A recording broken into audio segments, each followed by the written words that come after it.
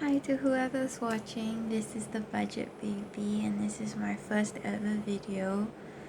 Um, so I'm recording this primarily for myself to be accountable and also I guess to watch myself grow as I go on my budgeting journey. Um, the reason why I decided to start this was because I'm a young working adult. I'm based in Singapore and I have been struggling to save enough money, especially money that is liquid that I can use whenever I need to. Um, and part of the reason why that is because even though I've been working for a couple of years now since I graduated from uni, um, I've been spending a lot of money digitally. So I never really see my money, I never really feel it. Everything goes onto like a digital platform, and it's been really hard for me to kind of keep track of everything.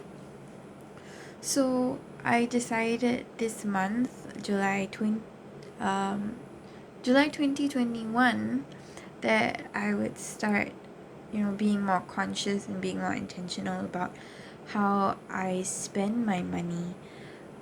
So budgeting is gonna be one aspect of that, and being a little bit more um, disciplined with how I spend money. And then the other thing that I'm going to try doing is cash envelope stuffing. So I'm still waiting for the stuff that I ordered to come so that I can properly get on track with that. But well, I guess this would just be the first introduction or the first step in that process. So today we'll be budgeting and we'll be breaking down the expenses that I expect to be making this month of July. Um, yeah, and let's get into that. So I'm gonna start with my paycheck. Um, so I have a full-time job, and then because I'm based in Singapore, there are a couple of things that um, we actually have to, um, I guess, take money out of a set aside, and that is something that your employer will usually do for you. So maybe I can explain a couple of things for people who aren't familiar with Singapore, or for other Singaporeans and permanent residents who might just be starting or getting into it. So the first thing that we have is my income, and so listed would be my full-time job, income from my full-time job, and then maybe any bonuses that might come in, fingers crossed. CPF stands for Central Provident Fund, and this is sort of like a compulsory savings account, retirement fund that the government makes all Singaporeans and permanent residents do to make sure that everybody has the money that they need to be able to retire. This money can also be used for expenses like medical care, so you don't have to pay too much upfront out of pocket. It can also be used to pay for public housing. So our housing system is very different from many countries in the world where most people live in public housing, and the prices are generally controlled for the most part. And so because it's public housing, this savings fund can be used in order to pay for that. And I'll talk a little bit about this more when I talk about some of my savings goals later on. It can also be used to pay for education. So my mom actually used her CPF funds to pay for my uni. But there's a catch that after a year of graduation, you'll have to pay that money back because it is, my mom's retirement fund. So that's the CPF. That's sort of what it is about. MBMF is it stands for Mosque Building and Madrasah Funds, but there's also a part that goes to a self-help group called Mendaki. So in Singapore, we have a lot of race-based policies because our country and our demographic, our population is very, very diverse. So being from one of the recognized ethnic groups. I have a self-help group that basically I contribute a little bit of my paycheck to, so that low-income families or students from my particular ethnic group can receive subsidized education or funding for different educational needs. And then because people of my ethnic group tend to be Muslim, there's also the part that of that that kind of acts as like a tithe. It basically helps to manage the many mosques that we have in Singapore, as well as in order to provide Islamic education for people who are looking for it. And then my employer has a donation scheme, so it works directly with a government charity, and basically every employee donates a small sum of their income towards this. And because my employer is quite a large company, many people contributing small amounts means that we still at the end of the day make quite a bit of a contribution as an organization to this particular charity.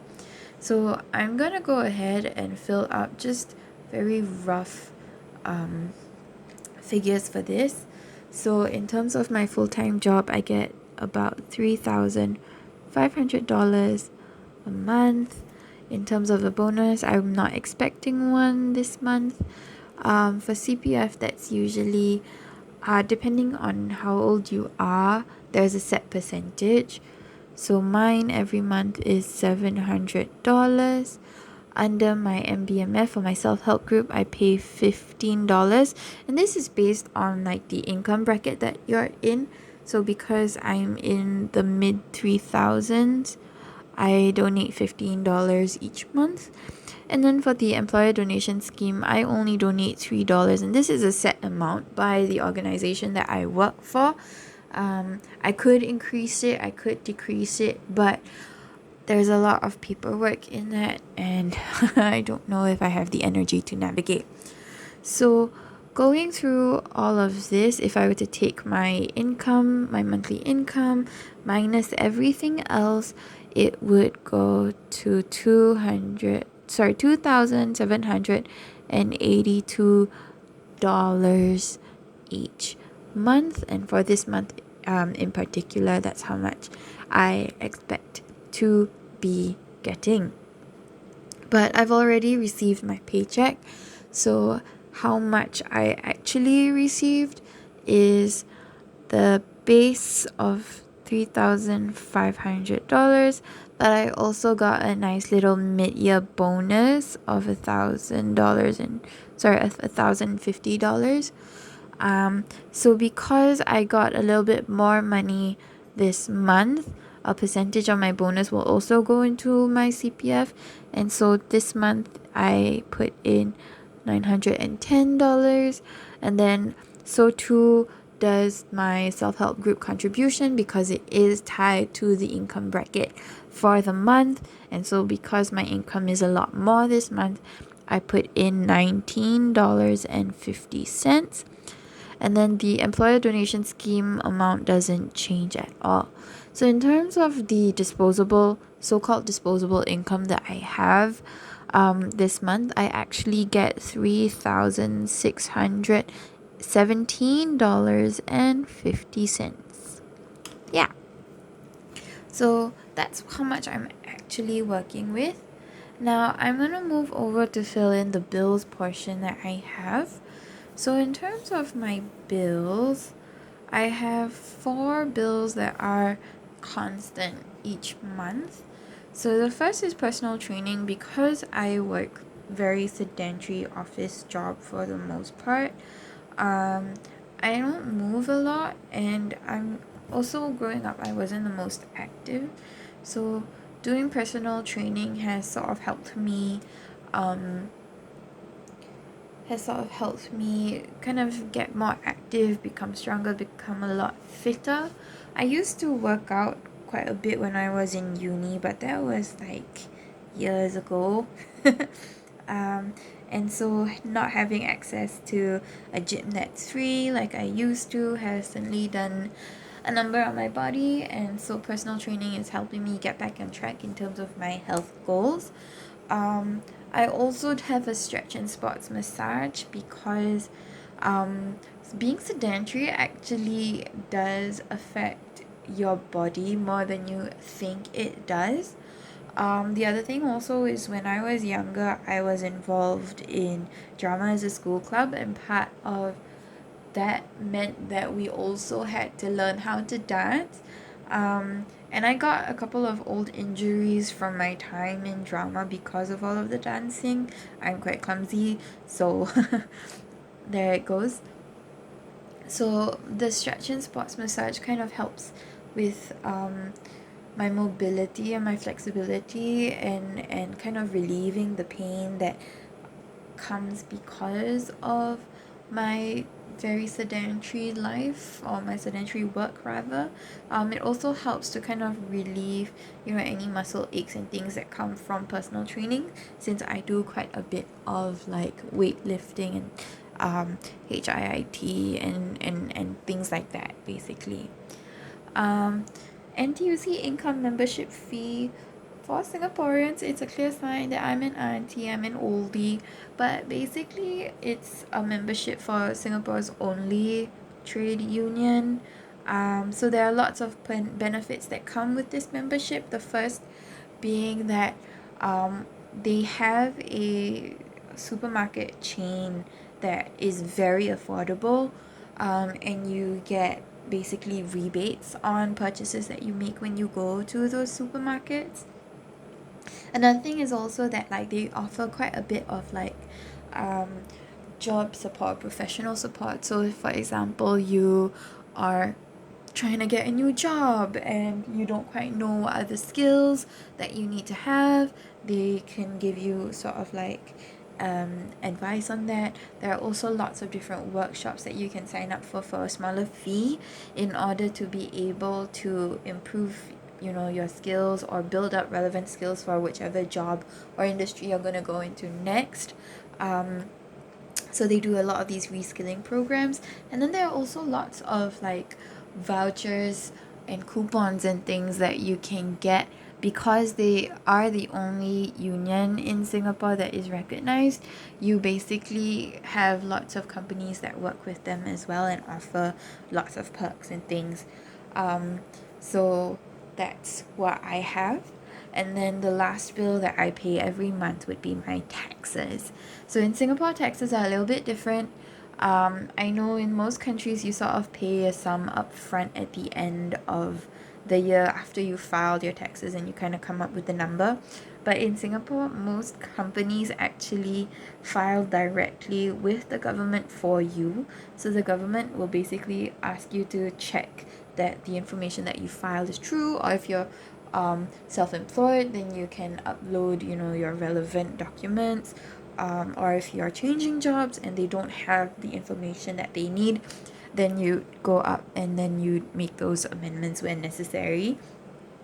And then you can either pay all of your taxes in one lump sum up front, or you can break it into monthly payments and have it automatically deducted from your bank account at a set time every month. So I've opted to do those monthly deductions because my taxes that are due for the year 2020 was like $600, which was something I couldn't afford to do upfront at the point that taxes were due.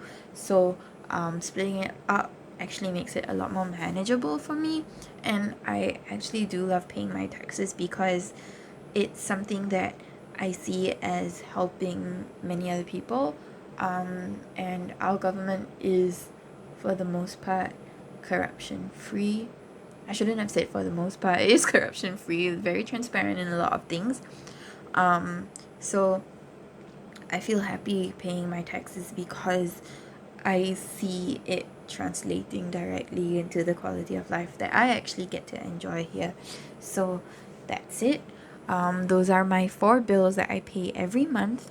And then I also put in the date because I like to personally keep track of how much money is due when, and to keep track of my payment schedule just to make sure that I have the funds in my bank account or in cash when I need them. So under the date, my pay is supposed to come in on the 11th of July, but sometimes it gets credited on the 12th because of the bank. So I usually just put the dates based on when I can transfer the money or when it is deducted, so that it helps me keep track of my timeline, basically. And then I also highlight in green the ones that get deducted later on through the months, because I personally set this up usually on the day that I get my income or a couple of days before. So I just wanted to make that color distinction so it's a lot clearer for me when I'm going through it. So under personal training, I usually put in $80 per session for however many weeks there are in the month, starting from when I get my pay. So oftentimes this kind of stretches on into the next month, which is fine. And so because in July there are 4 weeks that I will be paying my PT plus the rent for the gym space that we use. We use a gym pod, which is basically like a storage container size space, or a very small rental unit with equipment. And you can rent it for an hour, 30 minutes, however long you want, and you pay for the number of 30-minute blocks plus however many people are in that space in that time with you. So that's about $18 per session. So my budget for this would be 4 sessions times $99, which is the 80 plus the $19 that I put in to my personal training. So for this month it would be $396. And then for my stretch and sports massage, it comes as a package. It's 8 sessions. It's 8 sessions for $600. And because the person who does the massage and stretches for me is a freelancer, and he's super flexible and he's really chill, and I would definitely recommend. He's my friend Naim. So because it's $600, I cannot afford to pay that upfront, so I split that money into smaller payments. So for this month, I'm paying him $300 because last month I paid him $300 already. Then for my NTUC income membership fee, it's really cheap actually. It's only $9 a month, except for December, because they charge you an extra $9 to do insurance on your membership. So like no, sorry, it's not insurance on your membership. It is, well, yeah, it's kind of like insurance on your membership. So it's basically to make sure that like you still have access to all of these different things. And then my taxes are $62.37. So if I'm to total all of this up, it would be $767.37. And then if I'm going to subtract that from the total income that I have here, which is $2,782 minus $767.37, I would be left with $2,014.63. Okay. Alright. And then I'm gonna just keep on filling up the budget section, and I'm gonna move on to the next part, which is my sinking funds. So every month there are 2 sinking funds that I basically 100% pay without fail. And the first is my future building fund contribution. So this future building fund is it sounds really official, but it's basically just this pool of money that my boyfriend and I have because we're planning on getting married, and so this fund will be used to cover wedding expenses. And we sort of decided to get married in 2019, but that was a year where I was really struggling with managing my finances. So it wasn't going well for me in terms of my contributions. So in 2020, last year, was when I properly devoted part of my income into this future building fund contribution. And in the months before, I would put in $350 of my income. But I'd like to next month onwards put in 450 so that one, we save a little bit faster, and we can also save more over the same period of time because we finally crunched the numbers, and I have quite a lot of saving to do in order to be able to make this possible. So in terms of the budget, like I said, it's $350. Oh, whoops, I forgot. I have a row that says leftover, and that basically just carries this value down from subtracting my bills. So we'll need that for later. Okay, and then I have a savings plan. It's basically an endowment fund with an insurance company, and one of my friends works as a financial advisor. Kim, I don't know if she'll ever watch this video, but she works with one of the big insurance companies here in Singapore, and so she helped me set up an endowment fund just to make sure that I do set aside money every month for like my long-term savings. And so this endowment fund, this savings plan that I have with her, means that I have to contribute a certain amount of money every month for at least 5 years.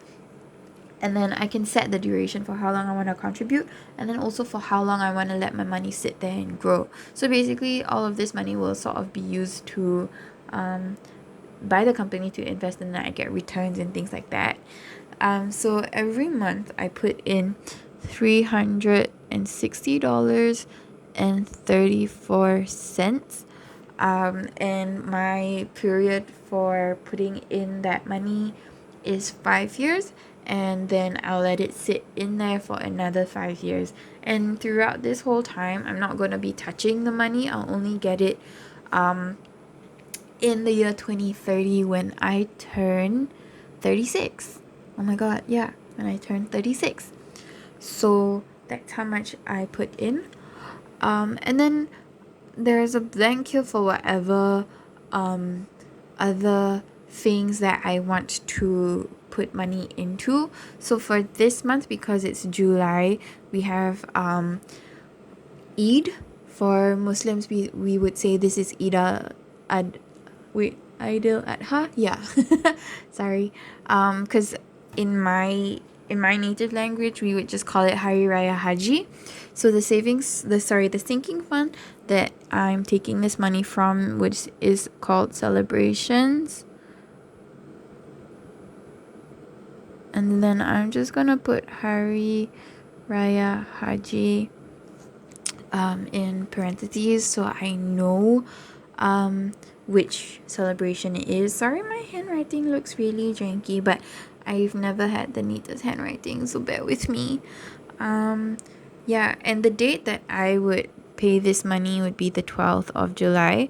So basically what this money is for is that every Hari Raya Haji or every Eid al-Adha would be the feast of sacrifice, right? So Muslims would believe that this was the day that Abraham sacrificed his son. I think I might get the names mixed up, but I think Christians would also know this story. But we celebrate it as Muslims, and we also sacrifice a domestic animal. So typically cow or sheep. I know in parts of the Middle East they might sacrifice camels because that's the domesticated animal that they have. In Singapore, we don't actually have livestock farms, so a lot of the animals that we sacrifice are actually imported, or we might opt to do the sacrifice overseas in neighboring countries where their standards of living might be lower. You're more likely to find poorer communities because Singapore is a fairly rich country. My family has chosen to sacrifice a cow in a nearby island, Batam, in Indonesia. And basically, the meat and all of the parts of the cow is shared across the village that will be doing the slaughter at. We also do quite a lot of donations to the orphanages there and also to low income families here in Singapore as well. So, doing sort of charity work in this sense overseas is not uncommon for my family at least. So for this particular sinking fund, I'm putting in $170 to split across all of my family members who are working and can afford it, to sacrifice a cow, and offer the meat and the skin for leather and all of these things to a village in Batam for the villagers who don't normally get to eat that much meat. Okay, so I'm done with my sinking funds for the month, and so in total I'm going to have $880.34 spent here, and then left over will be $1,134.29, which is basically the leftover from the previous bills, subtracting this to give me that. Now I'm gonna move on to the next section, which is my extra debt. So my extra debt would be things that I owe or I've borrowed and I pay every month. So there are these two extra debts that I have. The first is my study loan repayment, and the second is my credit card bill. So I mentioned at the beginning that my study loan repayment is actually me paying back the money that my mom used from her CPF account, from her retirement fund, to pay for my education.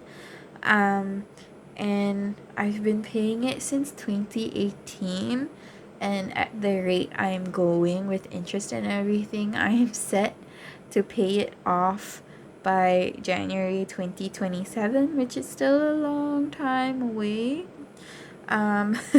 So I have another sinking fund set up with any extra money that I save in the future to pay off this loan a little bit quicker. And in terms of how much I actually have left to pay in my study loan, I have about 39,500 or something like that. Wait, let me double check. Yeah, I have $39,594.79 left to go after I make the payment for this month. And so I usually pay $650, and it gets automatically deducted from my bank account every month on the 21st of July, as you see there under the date. And then my credit card bill minimum payment is $50, but I try to pay a little bit more when I can, so that I can pay off faster, pay less interest, and basically be debt free. Now I maxed out my credit card because I made bad financial decisions. That is part of the reason why I am trying to save more money and be more accountable. So these are the two categories that I have that I'm going to be paying off debt for. So I'm going to first bring down the leftover that I have, which is 1134.29. Study loan repayment is $650, and then I have a credit card bill of $50 that I'm be paying off. I had to borrow some money from my boyfriend. Well, not exactly borrow money from my boyfriend, but he paid for a bunch of stuff for our dates last month. And and I haven't paid him back for it because a girl was really going through it.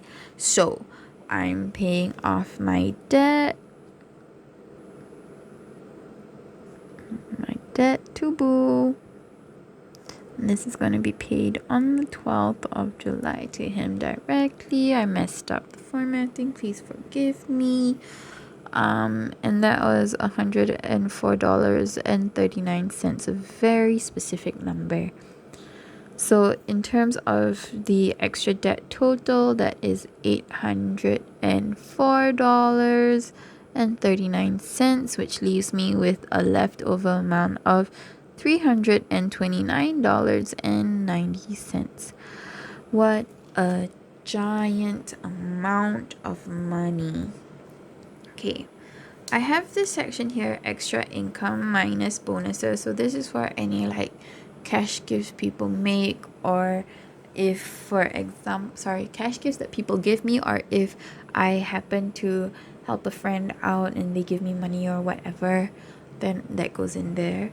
I'm not expecting anything, so I'm gonna skip that for now and I'll come back to it.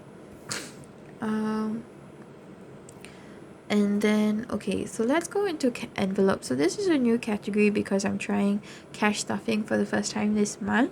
So I'm setting aside a certain amount of money for these 4 categories. So first is EasyLink top-ups.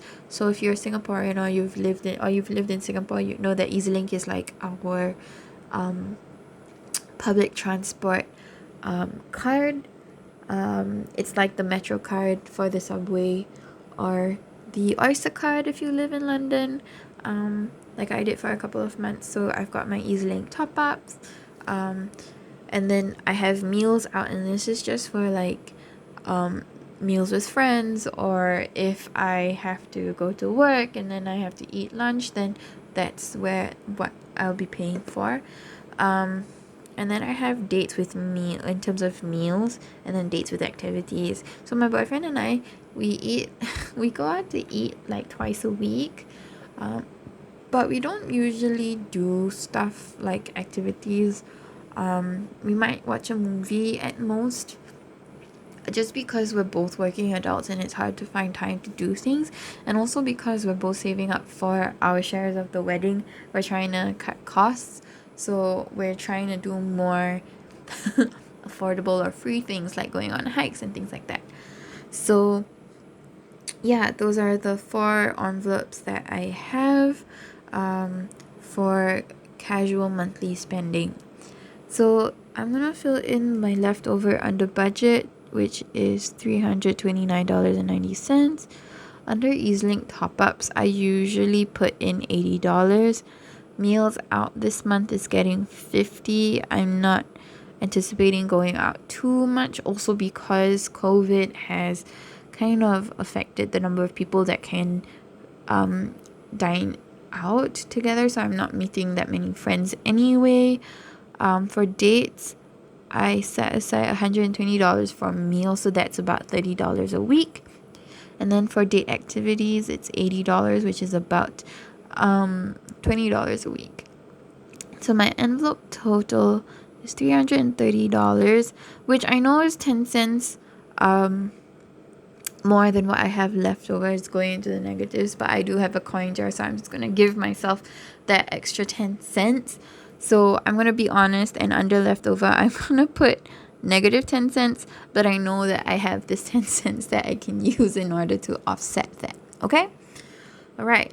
So that's basically all of my budgeting. Now, under extra income, I'm going to go back and fill in that because I recently, one of my longest friends from secondary school, so I guess you could call it middle school going into high school for people who go through that system, but we call it secondary school here in Singapore. So one of my friends from secondary school recently got married. She got married on the 10th, which is the day before I got my paycheck. And part of the tradition is that if you help out for the wedding, then you get money in return. So I'm gonna put that in here. Wedding ang pao.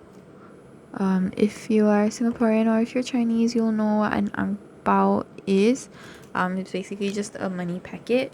I wasn't expecting to get this, so I'm just gonna put a 0. But in actuality, I got $70 from it. And that's all the extra income that I'm expecting. So I'm putting a 0 here. And I'm pretty sure I'm not getting anything else because nobody ever gives me cash gifts. So I'm putting a 70 here very confidently. And if anything gets updated, then I'll update it accordingly. So I'll usually fill in the actual column once the money leaves my account or as the money gets spent. In the case of my cash envelope, so I'm gonna fill in the ones that I've already spent, but I'm not going to total them up yet or do the leftovers because it doesn't make sense to do them. But because it is actually the 13th of July, or well, I guess morning of the 14th is 12:30 a.m. when I'm filming this. I'm gonna just fill in the amounts that I have put. So I'm not gonna put in the amount for personal training because I've only paid the 320 plus the booking for one of the gym sessions. I haven't paid for the rest of the month. So I guess I can put what I put in, which is $338, but that number will change, and so I'll update this sheet later. Stretch and sports massage, I've already paid the $300. I haven't paid my NTUC membership fee or my taxes yet because they'll get deducted on the 28th of July and the 21st of July respectively. On hindsight, maybe I should have organized this chronologically, but that's okay.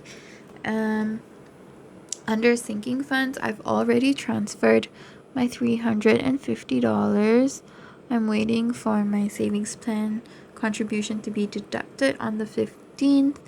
And then I've already transferred this $170 to my dad to pay for my share. So that's all that I can fill in from here. Study loan repayment and credit card bill haven't been deducted yet, but I've set the amounts aside already. But I have paid my debt to my boo, so I don't owe him any more money. Alright, and then I'm gonna move on to my envelopes. So I've already spent $50 for my EasyLink top-ups. What I'm trying to do is like cover a bulk of the cost and then see how much I can save from there. So it usually, because I have to pay adult fare, it can be quite expensive. It's about $2 per trip depending on how far you travel. So $10 doesn't last me very long since I commute to work every day, or the additional times that I go out on the weekends as well. Yeah, so let's see how long $50 will last me. This month I actually have quite a long leave from work, but it's a funny situation, so I'm not gonna explain it, but I don't have to spend that much money on travel because I barely leave the house, and anyway we're working from home most of the time, so it doesn't matter. Meals out so far I've only spent $10.60. Dates I've spent $20.45, and that's just on food, and we haven't actually done any activities. Now I'm going to account for this section here, which is any extra expenses. This extra expenses will be coming specifically from any extra income that I get. So basically from money in this box here, and then also my bonuses from my job. So I wasn't actually expecting or anticipating any extra income. So I'm going to go ahead and put a 0 here.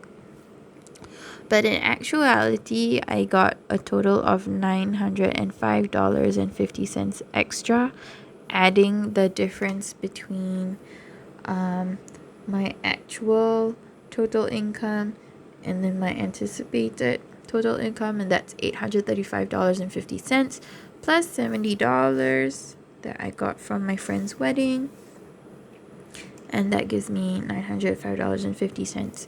So there are a couple of things that I'm using this money to pay for, and you'll notice that the money is quite all over the place. So I'm also gonna go into negatives on here, but that's okay because I have some money left over from last month that I'll be using to cover that expense. Okay, so let's get into it. The first thing is that I'm setting up my cash envelope system. So I bought a couple of binders,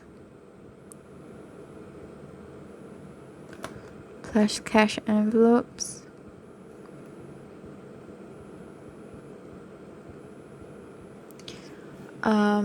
And again, I wasn't anticipating any of these, so I'm just gonna leave this column blank.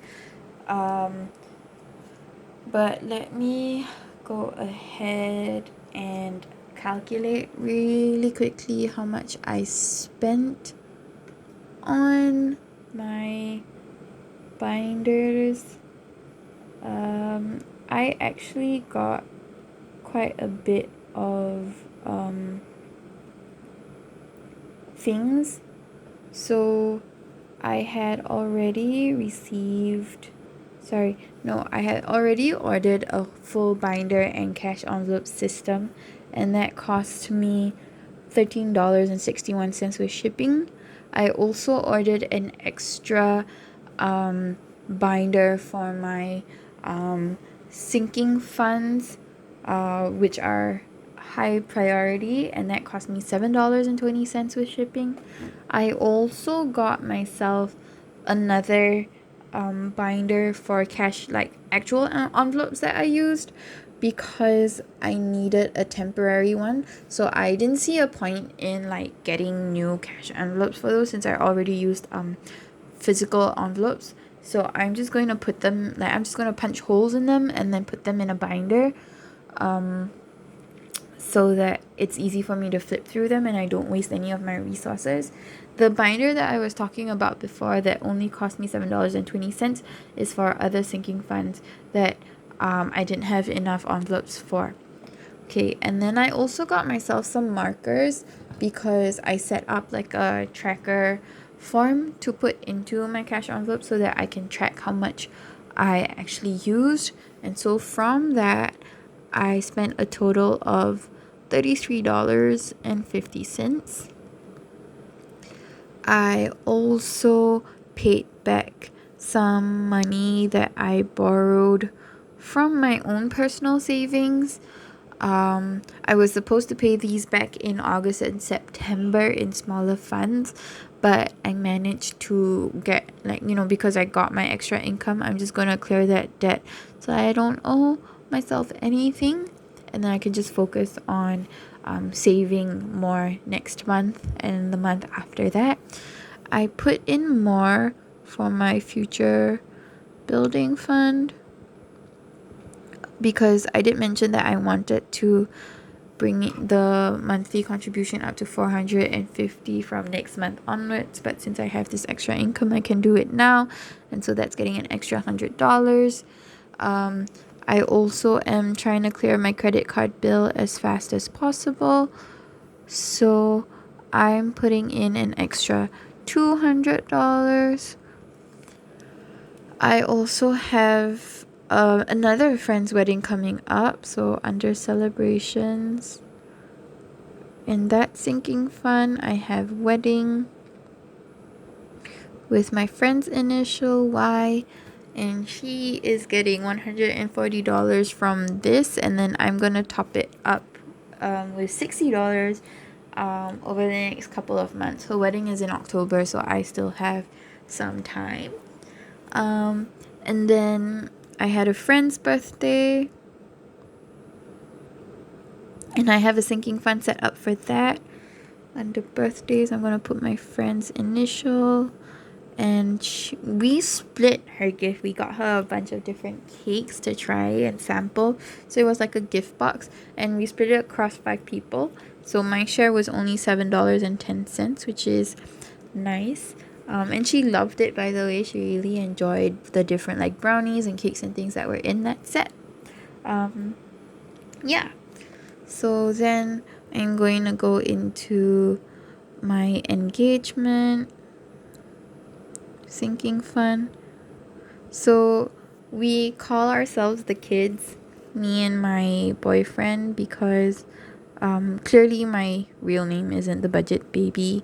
And so this is like our couple name, which is really cheesy, but it actually worked out quite nicely, I think, merging our two names together. And that fund is getting $30, and this is from the 70 that my friend gave. I'm bulking up my emergency funds because I don't have any fluid savings like I was talking about. Not fluid, liquid savings. So that's getting $10. I also haven't really been able to build a 3 to 6 months expense fund, which honestly is one of the first things you should be doing when you have a full-time job, but nobody told me that I needed to do this until it was really late in the game. So for all of you first time job babies, this is something that you have to take into account and save up for, because if you do lose your job, especially now with COVID where everything is so like unpredictable, you should be able to cover your expenses while you look for a new one. Okay, next month in August, I have another friend's birthday coming up. And this is one of my closest friends.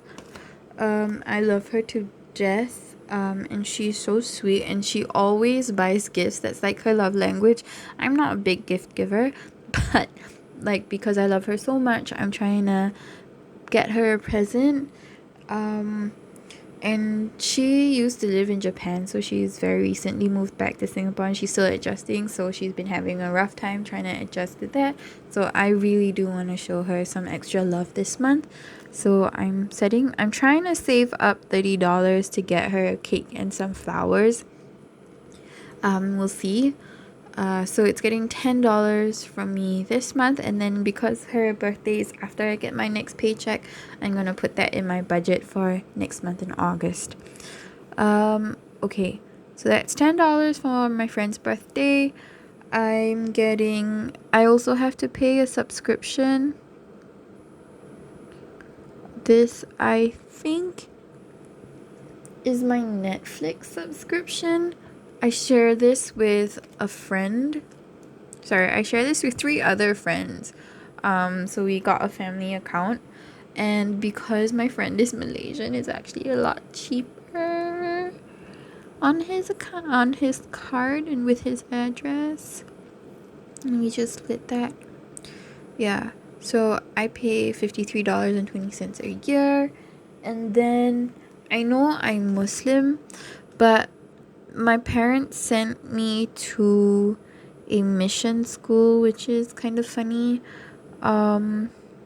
So all of my friends are Christian, or all of my really close friends are Christian.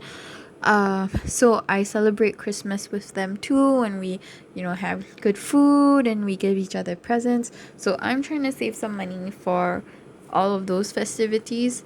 So Christmas is gonna get $10 this month, and then it's gonna, bump up from there. So extra expenses in total under anticipated, obviously $0 because I wasn't budgeting for any of these things. But in total, I actually am spending $923.80, and that puts me at a deficit of $18.30, which I will be taking from my old, from whatever I had left over from last month. Okay, yeah, that makes sense. All right, so then moving into the last section, which is extra savings, which are for whatever sinking funds. I'm only gonna put in buffer for this month. So under my buffer, at my anticipated that I budgeted obviously is 0 because I only have 10 cents I only have negative 10 cents, so obviously I cannot put anything for my buffer. So I'm just gonna carry that value down. And then what I'm gonna do here is I'm going to actually put in the leftover amount from last month that I have minus this negative deficit. I'm not planning on changing the values for any of the things on these left side columns because my bills aren't changing, minus the personal training, but I have funds set aside for that. My savings plan contribution just needs to be deducted, study loan payment deducted, credit card bill deducted, and then all of this is in cash, so technically it's already been deducted from my accounts, and so have all of these things. So I'm just gonna put in the actual amount that I am expecting to have as a deficit, as a balance, whatever I have left over from my bank account, which I know is not exactly how you're supposed to do it, but I'm doing it this way for now while I am adjusting to this new system.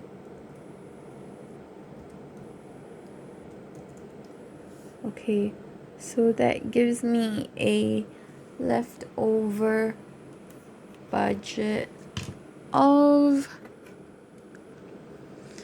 $39.98, and I'm going to put I'm not gonna be I'm just gonna put all of this in my buffer so that at the end I get a nice 0. But I know it's definitely not going to be the case as we go through the month. This is going to get updated and filled up. And at this point, I should be left with a negative 10 cents. Or if I'm able to spend less than I budgeted in these categories, then I should have some positive number. Hopefully not 0. Hopefully I get some savings, and then this number can change. Yeah, so that's my budget for July with some updates that I have made for now. And then I'll do an update at the end of the month after everything is said and done. So thanks for watching this long ass video. I'm sorry for the lighting and everything. I'm making do with what I have. I kind of, decided to start this before I was ready and before I had the funds to, get cameras and whatever. So I'm filming this on my tablet with the janky, quality. But as we grow, I'm sure things will change.